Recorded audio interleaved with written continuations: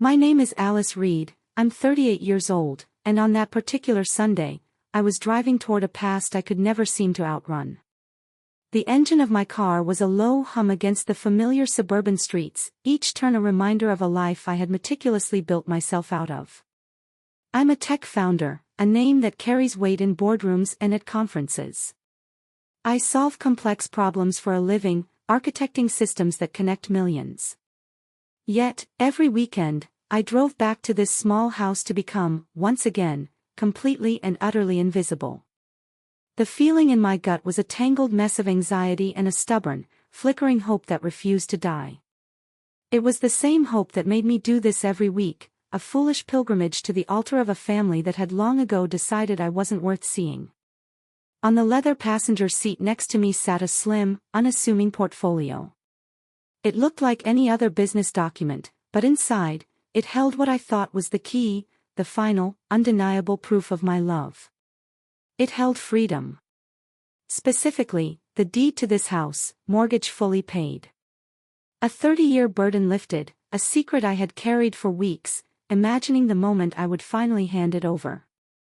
My mind drifted back, as it often did on these drives, to a stuffy school gymnasium when I was 12.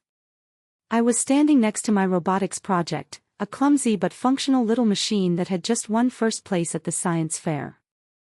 I clutched the blue ribbon, my heart pounding with a pride so pure it felt like it could lift me off the ground.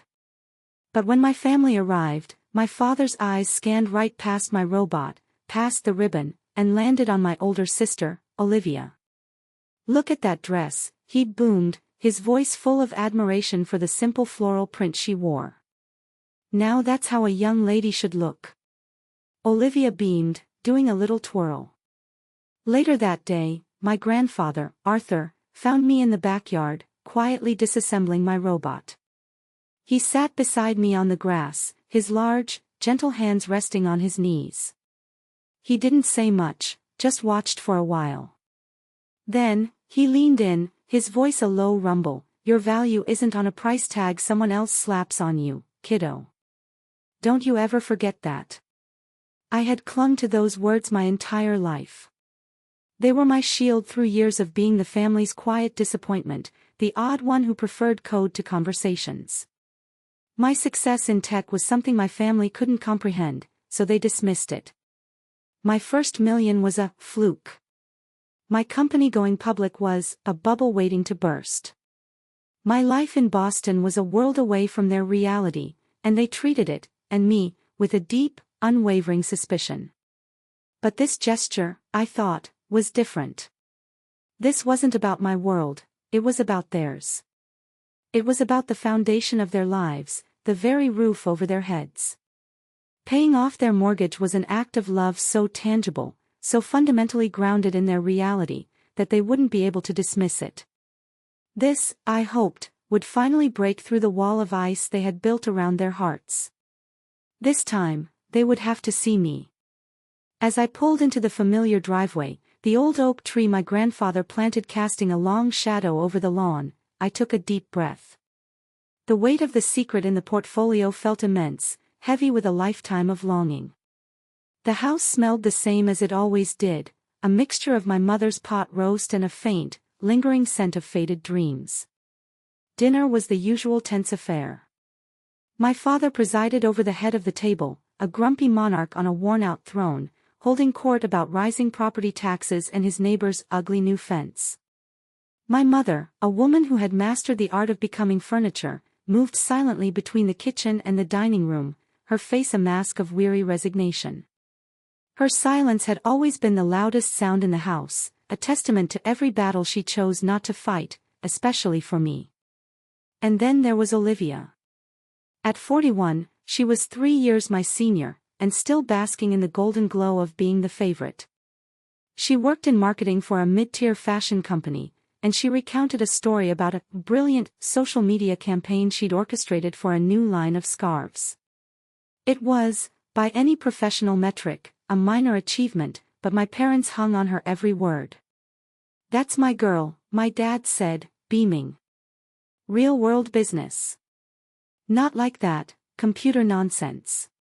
He gestured vaguely in my direction without making eye contact. I just stirred my mashed potatoes, the familiar sting of dismissal a dull ache in my chest. Olivia shot me a smug, pitying look over the rim of her wine glass. It was a look I knew well, the look that said, "You may have money, but you'll never have this." After the plates were cleared, a nervous energy buzzed under my skin. This was it. I reached for the portfolio, my hand surprisingly steady. I placed it on the center of the table, on top of a faded floral placemat. "I have something for you," I said, my voice cutting through their post-dinner chatter. 3 pairs of eyes turned to me, their expressions ranging from my father's impatience to Olivia's bored curiosity. I cleared my throat. "I know things have been tight. And I've worried about you both. I wanted to give you something, a bit of peace of mind." I pushed the portfolio forward. "I paid off the mortgage. The house is yours. Completely." Silence. It was a thick, suffocating blanket that fell over the room. My dad stared at the portfolio as if it were a venomous snake. My mom's hand flew to her mouth, her eyes wide. Then, a sound shattered the quiet. A laugh. It was Olivia, a sharp, ugly bark of a laugh that held no humor. "Oh, my God," she snorted, shaking her head. "Trying to buy a personality, Alice?" My father's hand came down on the table, not a loud slam, but a heavy, deliberate thud. His gaze, when it finally met mine, was as cold and hard as granite. "We don't need your pity money," he said, his voice low and guttural. "We're not a charity case." Each word was a physical blow. I felt the air leave my lungs. I looked at my mother, pleading with my eyes for her to say something, anything. But she just stared at the floral pattern on the tablecloth, tracing it with her finger, as if it held the secrets to the universe. Her silence was her verdict. I was guilty. The thing is, I didn't shatter. I didn't cry or scream. In that moment, watching the 3 of them, a strange and terrifying calm washed over me. The flickering hope I had carried for so long was finally extinguished, and in its place was a cold, clear void. It was over. I had spent a lifetime trying to earn a seat at their table, and they had just told me, in no uncertain terms, that I would never belong. I pulled the portfolio back across the table. My movements were slow, precise. I stood up, the legs of my chair scraping softly against the linoleum floor. I looked at each of them one last time, my sneering sister, my contemptuous father, my invisible mother. "Noted," I said. Just one word. It hung in the air, sharp and final. Then I turned and walked out of the house, leaving the scent of pot roast and broken dreams behind me for good. Their stunned silence followed me out the door. The calm lasted exactly as long as it took for me to get inside my car and shut the door. The second the lock clicked, the facade crumbled. A ragged sob tore from my throat, a raw, wounded sound that felt like it came from the 12-year-old girl in the gymnasium, not the 38-year-old CEO. I didn't drive home. I couldn't. I drove to a deserted parking lot overlooking the reservoir, the city lights of Boston a distant, hazy glow on the horizon. There, under the cold, indifferent stars, I finally let myself break. The tears were a furious storm, a release of decades of pent-up hurt. Every dismissive comment, every overlooked achievement, every moment I was made to feel small and unworthy, it all came crashing down. They didn't just reject a gift. They had taken my heart, which I had foolishly offered up to them, and stomped on it with casual disdain. They had confirmed my deepest fear, that my existence was, to them, an inconvenience. When the storm of tears finally subsided, leaving me hollowed out and shivering, I did the only thing I could think to do. I called Julian. My boyfriend, my business partner, my rock. The phone barely rang once before he picked up. "Alice? What's wrong?" He could hear it in my breathing. I told him everything, the words tumbling out in a choked, fragmented mess. The drive over, the dinner, Olivia's laugh, my father's words, my mother's suffocating silence. He listened without interrupting, his quiet presence a lifeline across the phone line. When I finished, there was a long pause. Then he said, his voice firm with a conviction that I couldn't muster for myself, "They didn't just refuse your gift, Alice. They refused you. They have been refusing you your whole life. It's time to stop letting them." His words sliced through my grief, planting a different seed. Anger. A cold, hard anger that began to solidify in the pit of my stomach. He was right. I had spent my life absorbing their blows, hoping that if I was just successful enough, generous enough, perfect enough, they would finally love me. But it was a rigged game. And I was done playing. An idea, wild and audacious, began to form in my mind, born from the ashes of my heartbreak. It was a terrible, beautiful, and utterly ruthless idea. I didn't just want my money back. I wanted them to understand. I wanted them to feel, just for a moment, the same crushing powerlessness that had been my constant companion in their house. My hand was shaking as I ended the call with Julian and dialed a new number. My financial lawyer. He answered, his voice groggy with sleep. "David, it's Alice Reed. Sorry to call so late." I took a shaky breath. "I have a strange question. I paid off my parents' mortgage in full today, as a gift. They refused it. They made it very clear they don't want it." "Okay," David said, clearly confused. "So we can arrange for the bank to reverse the transaction. It might be messy, but—" "No," I interrupted, the plan crystallizing with every word. "That's not what I want.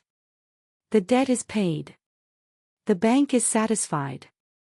But since I'm the one who satisfied it, does that give me any standing? Is there a way for me to become the bank? For the debt to be owed to me now?" There was a long silence on the other end of the line. I could hear the faint sound of keyboard keys clicking. "That's unconventional," he finally said, a note of professional intrigue in his voice.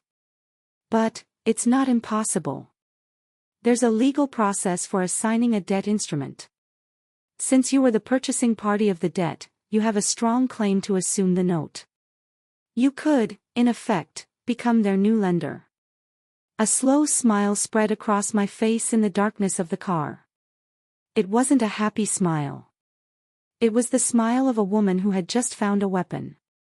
"Do it," I said, my voice no longer shaking. "Start the process first thing in the morning." The days that followed were eerily quiet. A storm was coming, and I was the one directing it, but for a moment, there was only the calm. My father called once, his voice a furious bellow on my voicemail. He didn't apologize. He accused me of being a dramatic child and upsetting your mother. I deleted the message without a flicker of emotion. It was just noise now. I threw myself into work, finding solace in the clean logic of code and strategy meetings. Julian was my shadow, a constant, grounding presence. He knew what I had set in motion and he didn't judge. He just made sure I ate, and occasionally, he would just sit with me in my office late at night, a silent guardian as I navigated the wreckage of my own making. Then, a week after the dinner, the first lightning strike hit. A crisp, formal envelope arrived at my parents' house. It didn't have my name on it. It bore the letterhead of the bank. But inside, the letter informed them that their mortgage, which they believed had been a settled matter, had been sold. The debt was now held by a private investment firm called AR Holdings, LLC. They were instructed to direct all future payments to a new P.O. box. The letter concluded by stating that their first payment was due in 30 days, and that failure to comply would result in foreclosure proceedings. AR Holdings. Arthur Reed Holdings. My grandfather's name. It was my private tribute, a way of reminding myself that I was honoring his wish for me to stand up for my own value. The fallout was immediate and explosive. My phone lit up with a string of venomous texts from Olivia. "You're a monster. A soulless, evil monster." Another one read, "I hope you're happy, you've destroyed this family." Then came the voicemail from my mother. It was the most I'd heard her speak in years. She was sobbing, her words a garbled mess of panic and pleading. "Alice, please, don't do this. Don't take our home. Whatever we did, we don't deserve this. Please, just stop." Her tears, which once would have shattered my resolve, did nothing. Where was this passion when I was being verbally eviscerated at the dinner table? Her desperation was for her house, not for her daughter. While the emotional chaos erupted, Julian was quietly working in the background. He insisted on doing a deep dive into my family's finances, just to ensure I was legally protected from every angle. "They'll try to paint you as the villain," he'd said. "Let's make sure we have the unvarnished truth." What he found was uglier than I could have imagined. He uncovered a series of large, regular wire transfers from my parents' savings account to Olivia.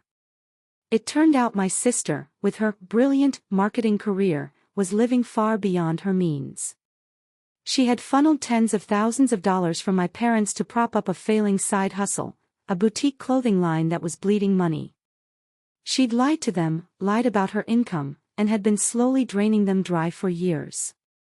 The reason they were so financially strapped, the reason a paid-off mortgage should have been a godsend, wasn't just bad luck. It was Olivia. My father's words echoed in my head, "We're not a charity case." The irony was so bitter it almost made me laugh. They weren't my charity case. They were hers. If you're finding this story compelling, please take a moment to hit that like button and subscribe to the channel. And let me know in the comments what city you're watching from. Every comment helps the story reach more people. Thank you so much. Now, back to the drama. Desperation makes people do ugly things, and Olivia was drowning in it. With her secret financial life on the verge of being exposed, she went on the offensive. Her weapon of choice was Facebook. She crafted a long, tear-jerking post, carefully curating a narrative that painted her as the devoted daughter and me as the heartless, greedy villain. She wrote about our simple, hard-working parents and their beloved family home. She spun a tale of a cold, distant sister, corrupted by money, who had tricked them and was now trying to throw them out on the street out of spite. She didn't mention the paid-off mortgage. She didn't mention their rejection. She just painted a picture of pure, unprovoked evil. She tagged every relative we had and shared it in our hometown's community group. The post exploded. My phone started buzzing with notifications. Distant aunts, cousins I hadn't spoken to in a decade, old high school acquaintances, they were all seeing it. Some sent messages dripping with condemnation. "How could you do this to your own mother?" one read. "Your grandfather would be so ashamed," said another. The temptation to fight back was immense. I wanted to log on and lay out the facts, to expose Olivia's lies for the whole world to see. But as I sat there, my fingers hovering over the keyboard, Julian's calm voice cut through my anger. "Don't," he said simply. "That's what she wants. She wants to drag you down into the mud with her.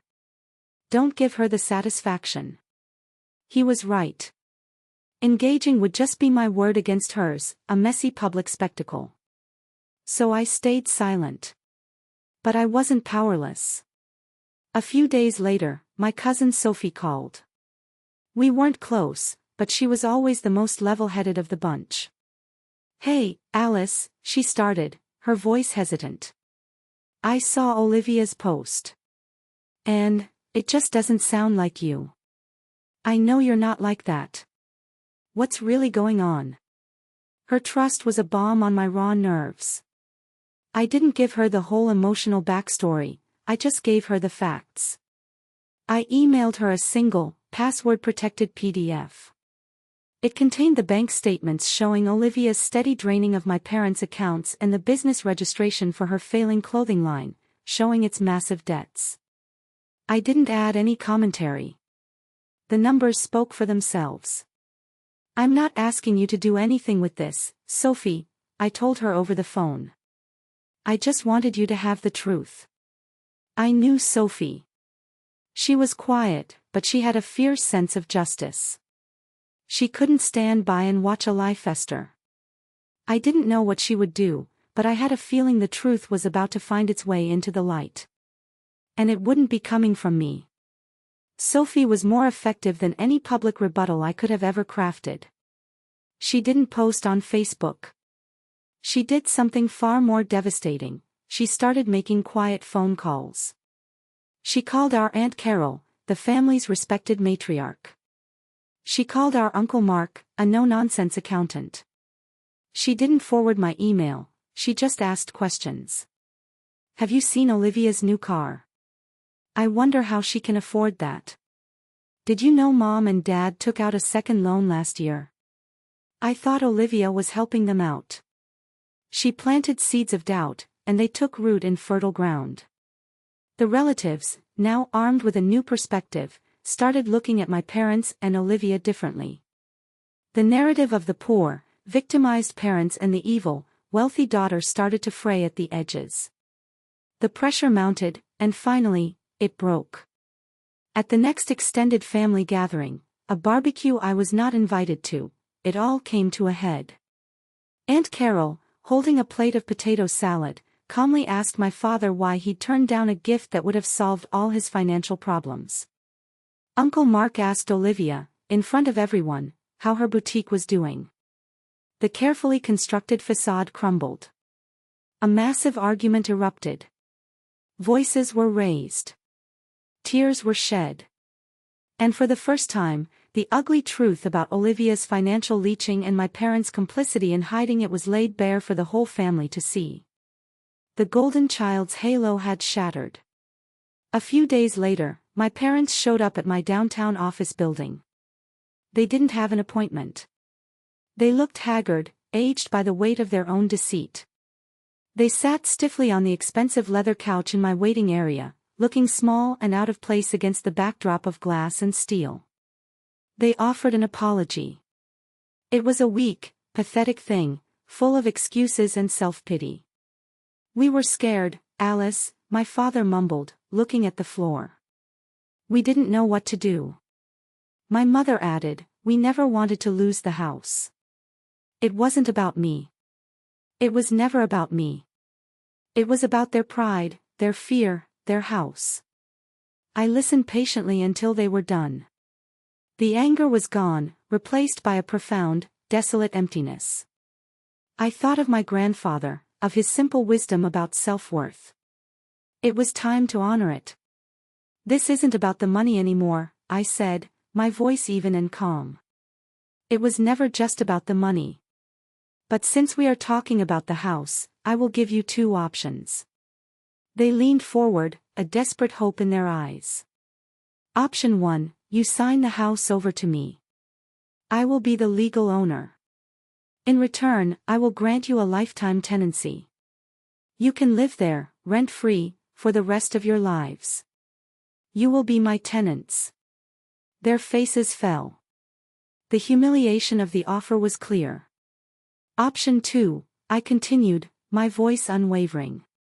You can buy the house from me. For its full, current market value. You can get a new mortgage, from a real bank this time." I let the two options hang in the air between us, two impossible choices.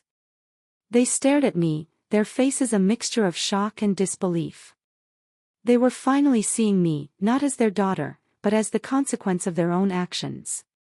In the end, their pride was the one thing they had left, and they clung to it like a life raft. The idea of living as tenants in a home they once owned, under the authority of the daughter they had scorned, was a humiliation they could not bear. They chose the second option, or rather, they were forced into it. They didn't have the money to buy the house from me, of course. So they had to sell it. The process was swift and impersonal. realtors came and went.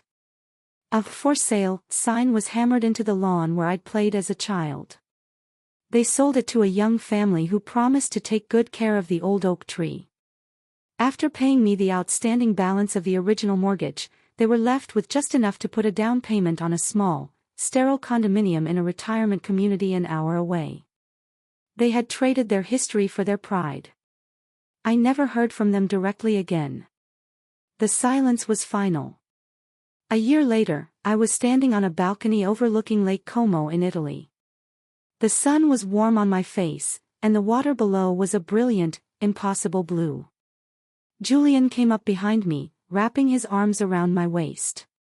The trip was his idea, a celebration of the one-year anniversary of what we now jokingly called my Independence Day. I had severed the toxic limb of my family, and instead of feeling loss, I felt an incredible lightness. The money from the sale of the house. I never touched a cent of it for myself. Instead, I used it as seed money to launch the Arthur Reed Foundation, a nonprofit that provides grants and mentorship to young, underprivileged women entering the STEM fields.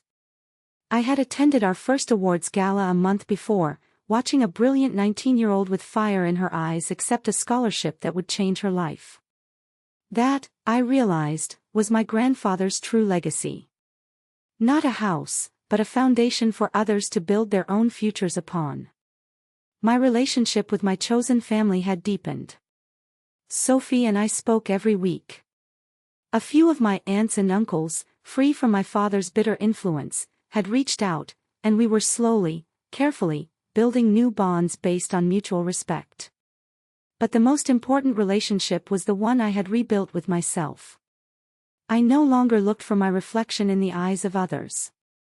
My worth wasn't a commodity to be debated or approved. It was a fact, as solid and immovable as the mountains rising across the lake. Olivia's downfall was quiet but complete. Her business collapsed, and with her reputation in tatters, she was forced to take a low-level sales job, the kind she used to mock. I heard through Sophie that she was bitter and angry, telling anyone who would listen how I had ruined her life. I felt nothing about it, no satisfaction, no pity. Her life was a story she had written for herself. Standing there on that balcony, with Julian's chin resting on my shoulder, I felt a sense of peace that was so profound, it felt like coming home. I had learned the hardest lesson of all, that sometimes, the only way to build a new, healthy life is to have the courage to walk away from the old one, no matter how much it hurts. You have to be willing to tear it all down to the studs to build something true. They called me a monster for taking their home. But sometimes, to save yourself, you have to be willing to burn the whole house down. So I have to ask you, was I wrong? Thank you for listening to my story. If you enjoyed it, please consider liking this video and subscribing to the channel for more content. I read all the comments, and I'd love to hear your thoughts. Thank you for being here.